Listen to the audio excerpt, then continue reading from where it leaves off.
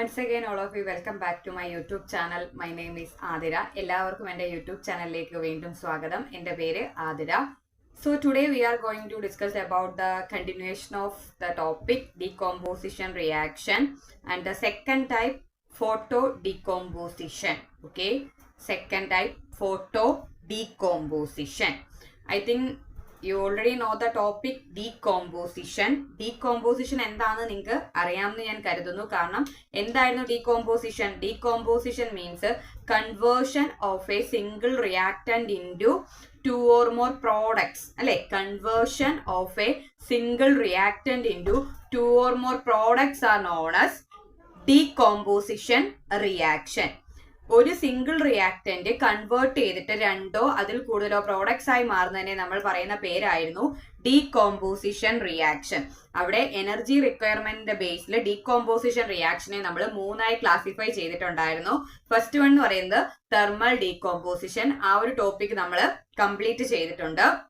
അപ്പം സെക്കൻഡ് നമുക്ക് electro ഡീകോമ്പോസിഷനും third ആയിട്ട് ഫോട്ടോ ഡീകോമ്പോസിഷൻ. ഈ രണ്ട് ടോപ്പിക് കൂടെ നമുക്ക് കവർ ചെയ്യാനെ കൊണ്ടുണ്ട്. അപ്പൊ നമ്മൾ സെക്കൻഡ് ടോപ്പിക്കിലേക്ക് കിടക്കാണ്.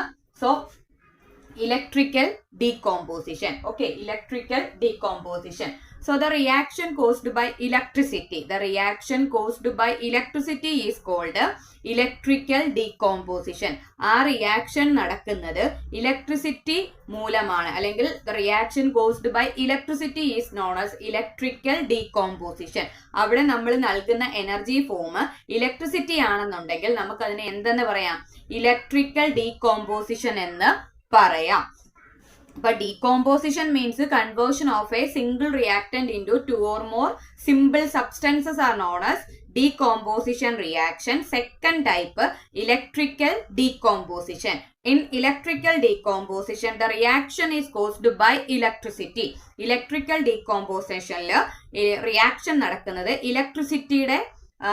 ഇലക്ട്രിസിറ്റി മൂലമാണ് ആ ഒരു റിയാക്ഷൻ അവിടെ നടക്കുന്നത്. So the reaction is caused by electric current. Okay, the reaction is caused by electric current is known as electrical decomposition. അപ്പം ഇലക്ട്രിക്കൽ ഡീകോമ്പോസിഷന് രണ്ട് എക്സാമ്പിൾ ഞാൻ ഇവിടെ പറയുന്നുണ്ട്. ഫസ്റ്റ് വൺ എന്ന് പറയുന്നത് സോഡിയം ക്ലോറൈഡിന്റെ ഡീകോമ്പോസിഷനും വാട്ടറിന്റെ ഡീകോമ്പോസിഷനുമാണ്. സോ ഫസ്റ്റ് വൺ എന്ന് പറയുന്നത് മോൾട്ടൺ സോഡിയം ക്ലോറൈഡ് മീൻസ് ഉരുകിയ സോഡിയം ക്ലോറൈഡിലൂടെ നമ്മൾ ഇലക്ട്രിസിറ്റി പാസ് ചെയ്യുകയാണെങ്കിൽ അത് സോഡിയം മെറ്റലും ക്ലോറിൻ ഗ്യാസുമായിട്ട് ഡീകമ്പോസ് ചെയ്യും. If we pass electricity through molten sodium chloride it decomposes to form sodium metal and chlorine gas. Okay, അപ്പം മോൾട്ടൺ സോഡിയം ക്ലോറൈഡിലൂടെ നമ്മൾ ഇലക്ട്രിസിറ്റി പാസ് ചെയ്യുകയാണെങ്കിൽ അത് സോഡിയം മെറ്റലും ക്ലോറിൻ ഗ്യാസുമായിട്ട് ഡീകമ്പോസ് ചെയ്യും. അപ്പൊ ഇവിടുത്തെ റിയാക്ടന്റ് സിംഗിൾ ആണ്, അല്ലെ, എ ബി എന്ന ഫോമിൽ നിൽക്കാണ്. എ ബി അത് എന്ത് ചെയ്തു? ഡീകമ്പോസ് ചെയ്തു. സോഡിയവും ക്ലോറിനുമായിട്ട് ഡീകമ്പോസ് ചെയ്തു. ആ റിയാക്ഷനെയാണ് നമ്മൾ എന്തെന്ന് പറയുന്നത്?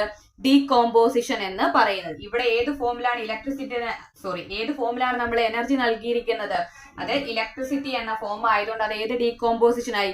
ഇലക്ട്രിക്കൽ ഡീകോമ്പോസിഷൻ ആയി. ഓക്കെ, മോൾട്ടൺ സോഡിയം ക്ലോറൈഡിലൂടെ ഇലക്ട്രിസിറ്റി പാസ് ചെയ്യുമ്പോൾ അത് സോഡിയം മെറ്റലും ക്ലോറിൻ ഗ്യാസുമായിട്ട് ഡീകമ്പോസ് ചെയ്യുന്നു. സെക്കൻഡ് റിയാക്ഷൻ എന്ന് പറയുന്നത് അസിഡിഫൈഡ് വാട്ടറിലൂടെ. ഓക്കെ, അസിഡിഫൈഡ് വാട്ടറിലൂടെ നമ്മൾ ഇലക്ട്രിസിറ്റി പാസ് ചെയ്യുകയാണെങ്കിൽ അത് ഹൈഡ്രജനും ഓക്സിജനുമായിട്ട് എന്ത് ചെയ്യും? ഡീകമ്പോസ് ചെയ്യും.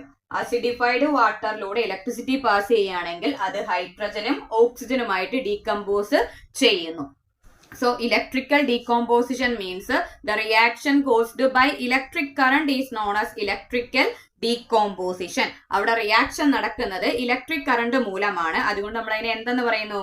ഇലക്ട്രിക്കൽ ഡീകോമ്പോസിഷൻ എന്ന് പറയുന്നു. രണ്ട് എക്സാമ്പിൾ. ഫസ്റ്റ് വൺ എന്ന് പറയുന്നത് സോഡിയം, മോൾട്ടൺ സോഡിയം ക്ലോറൈഡിലൂടെ ഇലക്ട്രിസിറ്റി പാസ് ചെയ്യുമ്പോൾ അത് സോഡിയം മെറ്റലും ക്ലോറിൻ ഗ്യാസുമായിട്ട് ഡീകമ്പോസ് ചെയ്യുന്നു. സെക്കൻഡ് വൺ എന്ന് പറയുന്നത് അസിഡിഫൈഡ് വാട്ടറിലൂടെ ഇലക്ട്രിസിറ്റി പാസ് ചെയ്യുകയാണെങ്കിൽ അത് ഹൈഡ്രജനും ഓക്സിജനുമായി ഡീകമ്പോസ് ചെയ്യുന്നു. അതാണ് ഏത്? ഇലക്ട്രിക്കൽ ഡീകമ്പോസിഷൻ എന്ന് പറയുന്നത്. സോ തേർഡ് വൺ എന്ന് പറയുന്നത് photo decomposition. Okay, third one എന്ന് പറയുന്നത് ഫോട്ടോ ഡീകോമ്പോസിഷൻ. അപ്പൊ ഫോട്ടോ എന്ന് വെച്ചാൽ എന്തായിരുന്നു? Light. Means the reaction caused by sunlight is known as photo decomposition. The reaction caused by light is known as photo decomposition. അപ്പൊ നമ്മൾ ഇവിടെ എടുത്തിരിക്കുന്നത് ഫസ്റ്റ് വൺ എന്ന് പറയുന്നത് silver chloride. Okay, first one എന്ന് പറയുന്നത് സിൽവർ ക്ലോറൈഡ്.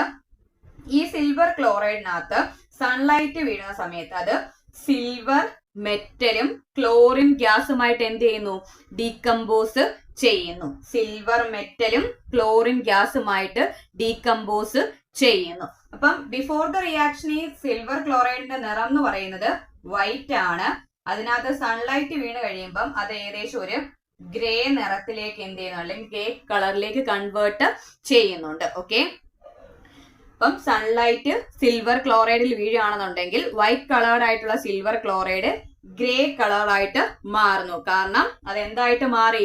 ക്ലോറിൻ ഗ്യാസും silver മെറ്റലുമായിട്ട് decompose ചെയ്തു. ദെൻ നെക്സ്റ്റ് ഒരു എക്സാമ്പിൾ എന്ന് പറയുന്നത് സിൽവർ ബ്രോമൈഡ്. സിൽവർ ബ്രോമൈഡിലും അതുപോലെ സൺലൈറ്റ് വീഴുന്ന സമയത്ത് അത് സിൽവർ മെറ്റലും ബ്രോമിൻ വേപ്പറുമായിട്ട് അത് എന്ത് ചെയ്യുന്നു?